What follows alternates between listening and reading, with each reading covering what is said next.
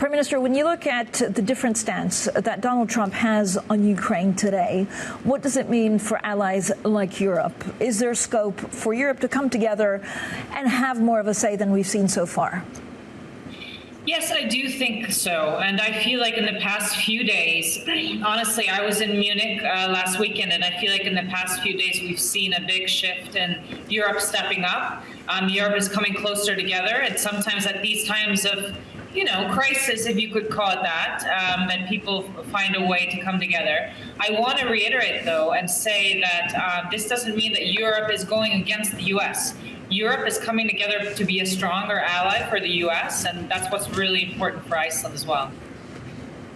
But, Prime Minister, how would you describe the relationship that Donald Trump has at the moment with Vladimir Putin? It seems that he's putting Russia before his European allies.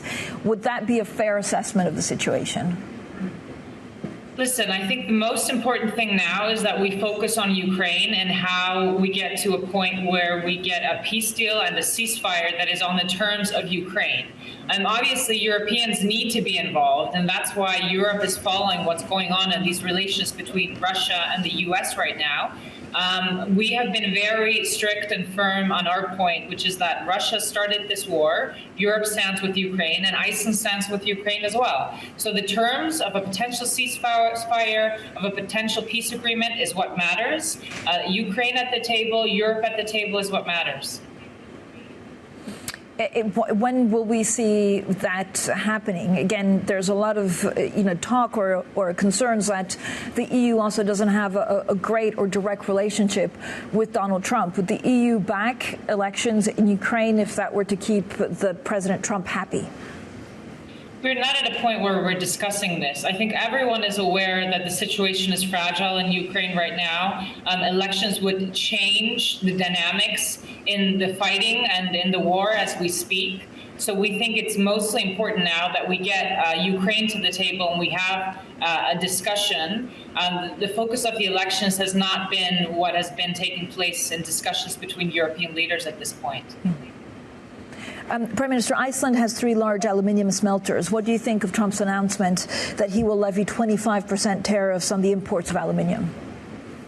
We're obviously concerned in general that we will see an escalation of any type of trade war, whether it be tariffs that come from the U.S. towards Europe or from Europe to the U.S. We have always had a good relationship with the United States. We've had very well-functioning trade agreements. We have a bilateral defense agreement, and we need to be able to do business with the U.S., but also with Europe. Historically, we have focused on making sure that we don't get stuck between these trade wars, because, as you say, we have heavy exports of aluminum. And this is why I've been having good talks with my colleagues in Europe, especially last weekend when I was in Munich, when it comes to the focus of making sure, if there is a trade war, that Iceland does not get stuck between. And we haven't seen any specific signs that U.S. is targeting Iceland, and we will just have to continue these talks. But, Prime Minister, how worried are you about 25% tariffs? What kind of impact do they have on the economy, given, as you say, that Iceland is quite reliant on the U.S. market? It would have an impact on us, and this is why it's important to keep the dialogue open. Like I said, we don't see any signs that we are being specifically targeted, but obviously we are worried about escalation on this effect. So this would be a grave concern for us. I mean, like with any nation, but especially a small open economy like Iceland, free trade is vital to our functioning.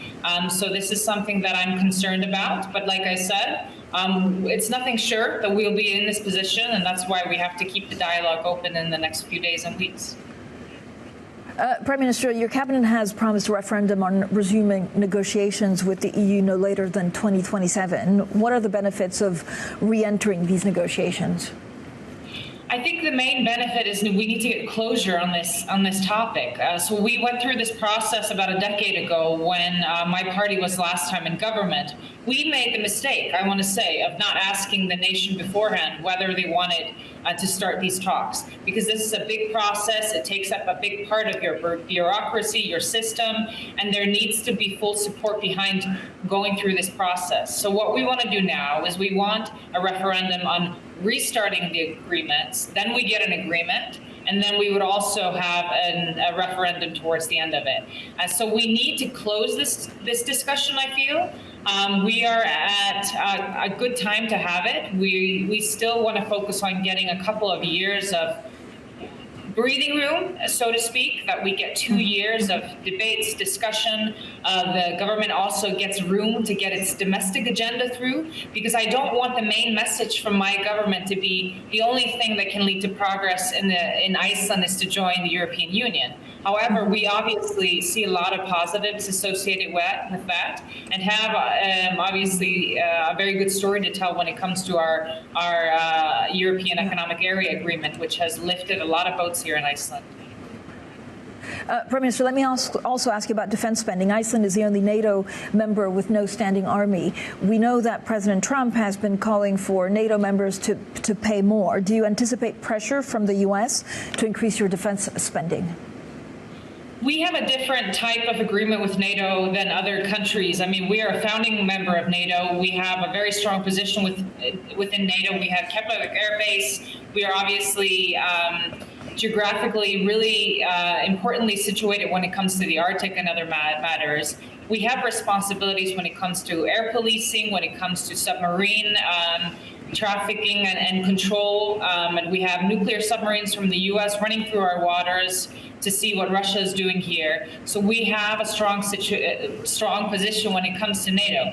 But we do feel the pressure, and it doesn't just come from our allies. We're just aware of our responsibility in today's world, that we need to be a part of an alliance. We need to be a good ally, and that means that we need to move towards our defense spending. And before this situation escalated, I want to say last week, when it comes to Ukraine and this push for a quick peace talk and a quick ceasefire, we had already gone through these discussions within my government that we needed to review our defense policy. So this is something that we're going to have to go through over the next, I would say, couple of weeks, couple of months. This is a very relevant topic here in Iceland. But, Prime Minister, would you be open to the U.S. reopening the Klefavik Airbase in Iceland? Have there been any such talks? We've had a ramped up infrastructure investments here in Iceland when it comes to Klefavik Airbase. We still have a lot of Americans coming here, working, helping us. We also have NATO allies coming that are doing air policing here in the region. So we are in contact with all our allies. There's nothing in the plans of having a long-term what can I say, physical presence of the U.S. military here. But we are open to continued infrastructure spending, to ramp ups of military spending within our NATO alliance. And this is just something that we have to look towards.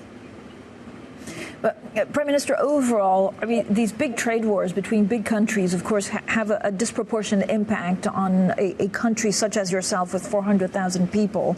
How can Iceland best shield itself from everything that's going on? Iceland can best shield itself by having an open dialogue. We need to be in open discussions with our allies, with our with the countries that we do most trade with.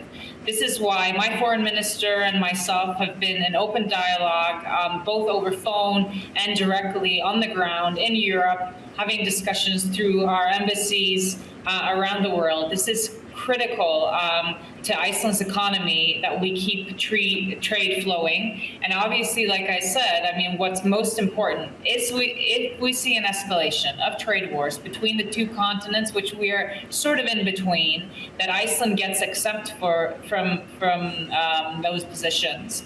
So, I mean, the simple answer is diplomatic ties and diplomatic discussions, and this is what we have been historically good at, and we will continue to do. Prime Minister, just a final question on some of the volcanic eruptions, because I think there's been a number of them that have increased. I think you've had 10 since 2021, since, near the capital city, which means air disruption as well. How has this changed Iceland? So we might see another eruption. It could happen today, it could happen next week, it could happen next month. We see a buildup of lava underground, so we could see another eruption. However, we have really strong policies in place now to protect the region, and have gone through infrastructure spending in the area surrounding the volcanic eruption where it's historically taken place to make sure that we're shielding the most important roads, we're shielding the airport. And so obviously what type of eruption it is, which can differ if it goes into the ocean, it will cause more disruption to the air and air pollution when it comes to aviation. If it goes over the main roads, that's going to be a block for that part of the peninsula. We've made plans for all these types of events coming up. So we feel pretty secure and okay with having these emergency measures in place.